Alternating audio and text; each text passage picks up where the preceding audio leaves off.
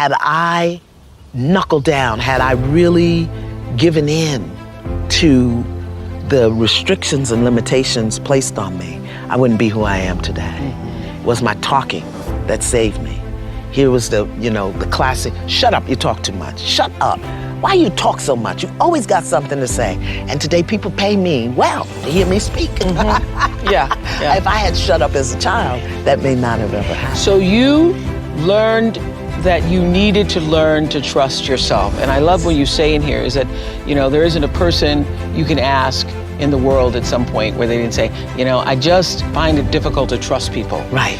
But what you say, that's not really the issue, learning to trust other people. No. The real issue is trusting yourself. Trusting yourself that you're going to make the right choices. Trusting yourself that you can hear that voice and follow it. Trusting yourself. that when people betray you, abandon you, don't acknowledge you, I'll be okay. Yeah. I'll be okay. And when I go back and look at it, something told me, you say God throws a pebble, then he throws a brick. You got to learn to trust the pebble when you hear it. Very lightly. Yes. When you hear it, it's like, Yeah. That's it. Oh, It shows up, doesn't like it? a pebble. Yeah. Yeah. But we don't pay attention to that.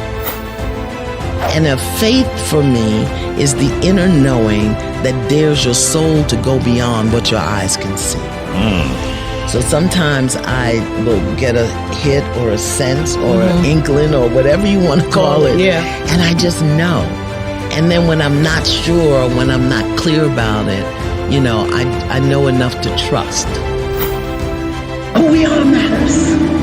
What we do matters. How we do it matters. And therefore, we have to take responsibility for everything that's going on in our life. I know the crazy people set you up, but it was a divine setup to give you what you needed in order to grow beyond where you were.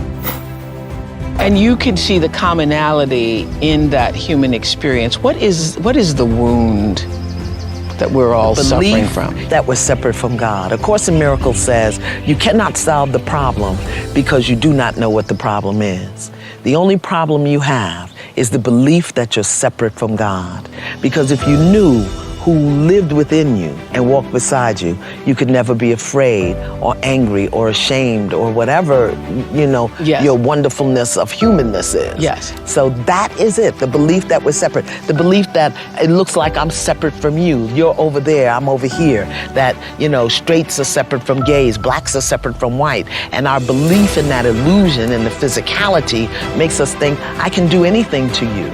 Yes. When I'm walking in the supermarket now, I am your sister. I'm a demonstration of who you are, of who my grandmother was.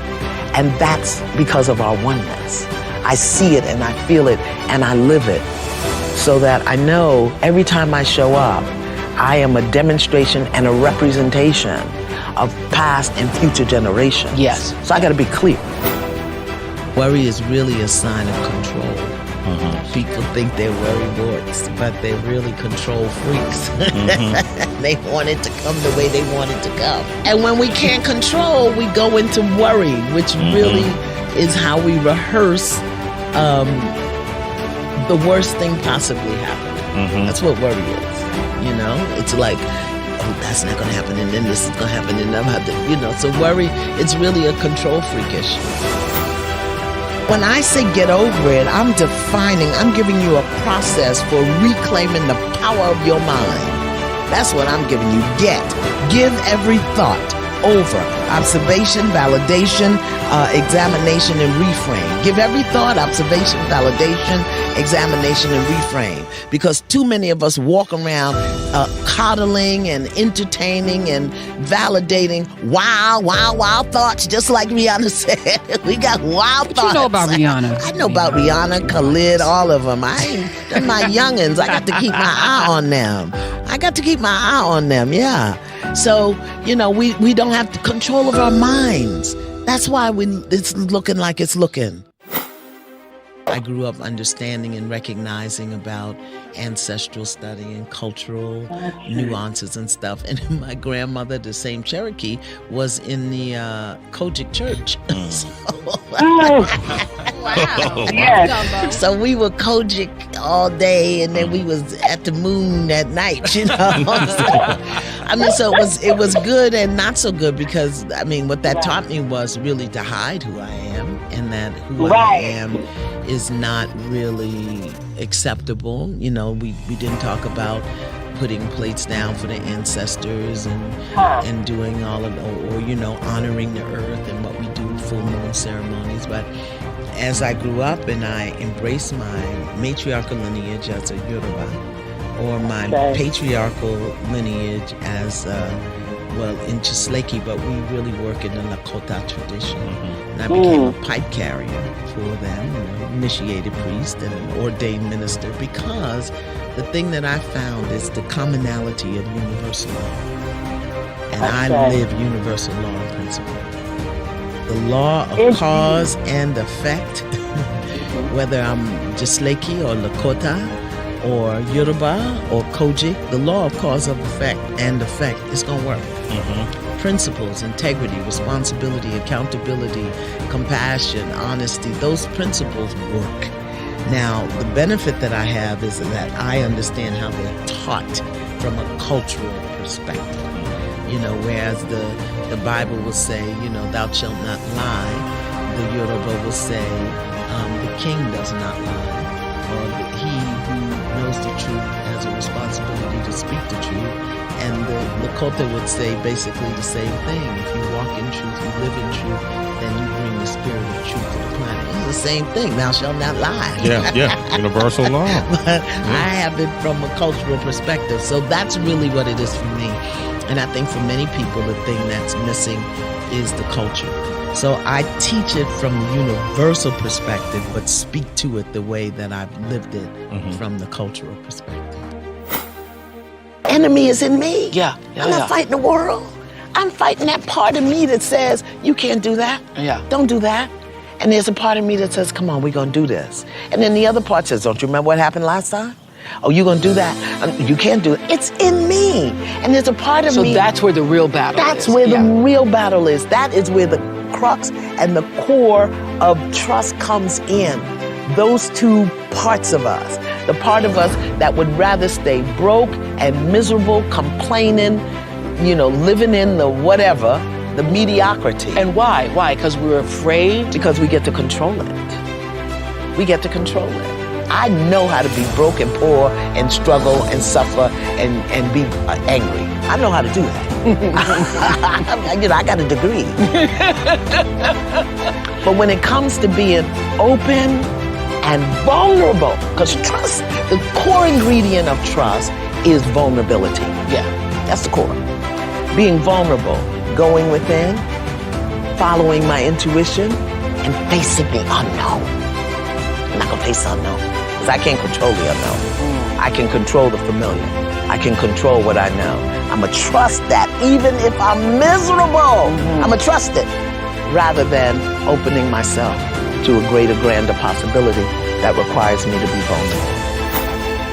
So we'd rather have our own reality show prostituting our pain and dysfunction for a check than we would to really take care of our business and, I mean, take care of ourselves and heal ourselves and come together and buy a darn network.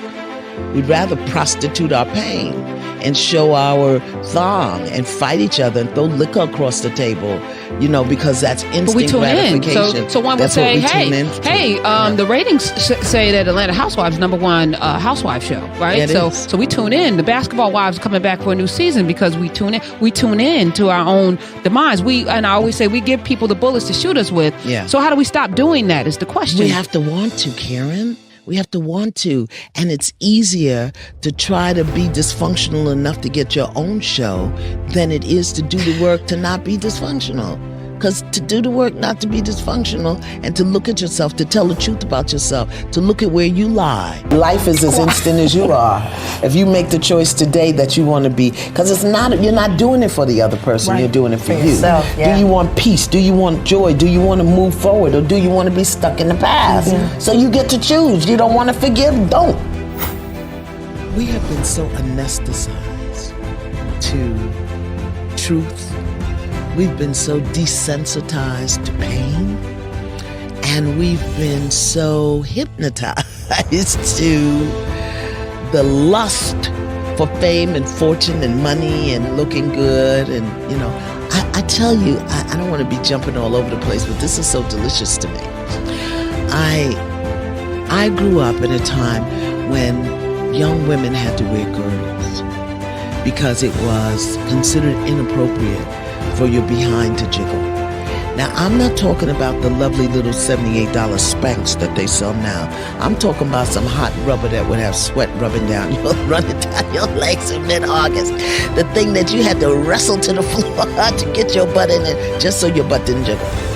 And now we're living in a time where black women are paying somebody to big up their butt. Where did that come from?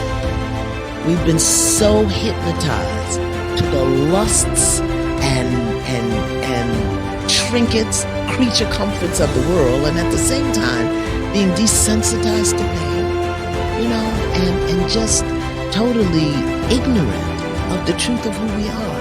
That's how we got here. And it happened little by little by little.